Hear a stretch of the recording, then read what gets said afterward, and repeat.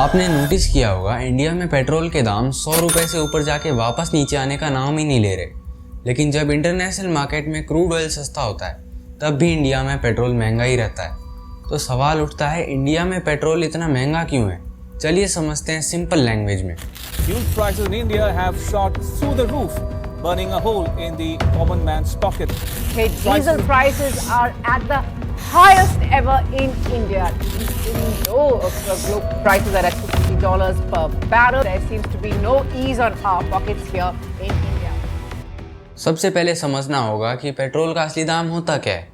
India जो crude oil import करता है उसकी प्राइस फ्लक्चुएट करती रहती है। अभी मान लीजिए कि 1 लीटर क्रूड ऑयल की इंटरनेशनल प्राइस है 40 से लेकर 60 रुपये के बीच में। इस क्रूड ऑयल को रिफ़ाइन करके पेट्रोल बनाया जाता है, जिसमें रिफ़ाइनिंग कॉस्ट और ट्रांसपोर्टेशन कॉस्ट जुड़ती है। ये लगभग 10 से 12 रुपीज़ होता है पर लीटर। तो एक्चुअल पेट्रोल बनाने का बेस कॉस्ट हो जाती है लगभग 50 से 70 रुपये के बीच में पर लीटर।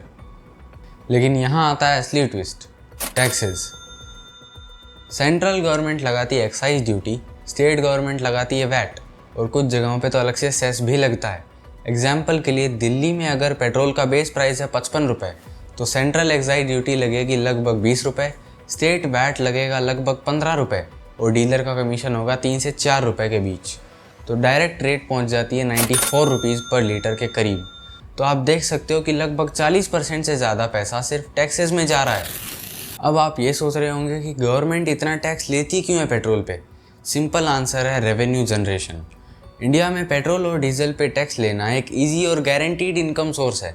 2020-21 में सेंट्रल गवर्नमेंट ने सिर्फ फ्यूल टैक्सेस से 3.7 लाख करोड़ रुपीस कमाए। ये पैसे इंफ्रास्ट्रक्चर, सब्सिडीज़ और वेलफेयर स्कीम्स में यूज़ होता है या कम से कम यूज़ होने का क्लेम किया जाता है। लेकिन आयरनी ये है कि जब इंटरनेशनल क्रूड ऑयल सस्ता होता है तो लोग सोचते हैं कि पेट्रोल भी सस्ता होगा, लेकिन गवर्नमेंट रेट्स घटाती नहीं है बल्कि वही रेट मेंटेन करती है या और बढ़ा देती है। आपने सुना होगा कि पेट्रोल जीएसटी के अंडर नहीं आता। इसका मतलब है कि उस पर वैट और एक्साइज अलग से लगाया जाता है। अगर पेट्रोल को जीएसटी के अंडर लाया जाए और हाईएस्ट स्लैब यानी 28% भी लगाया जाए तो पेट्रोल का दाम 70 से 75 रुपीज़ के आसपास हो सकता है। लेकिन ऐसा करने से सेंट्रल और स्टेट दोनों गवर्नमेंट्स को ह्यूज रेवेन्यू लॉस होगा। इसलिए पॉलिटिकल विल ही नहीं है इसे जीएसटी में लाने की। तो शॉर्ट में पेट्रोल महंगा होने का रीज़न है high central and state taxes, petrol being outside GST, governments using fuel as a major revenue source, and at last लोगों का सवाल ना उठाना। जब तक ये स्ट्रक्चर चेंज नहीं होता तब तक चाहे दुनिया भर में ऑयल सस्ता हो या महंगा, इंडिया में पेट्रोल क्रेजी एक्सपेंसिव ही रहेगा। आपको क्या लगता है, पेट्रोल जीएसटी के अंदर आना चाहिए या नहीं, या फ्यूल पे टैक्स कम हो जाना चाहिए?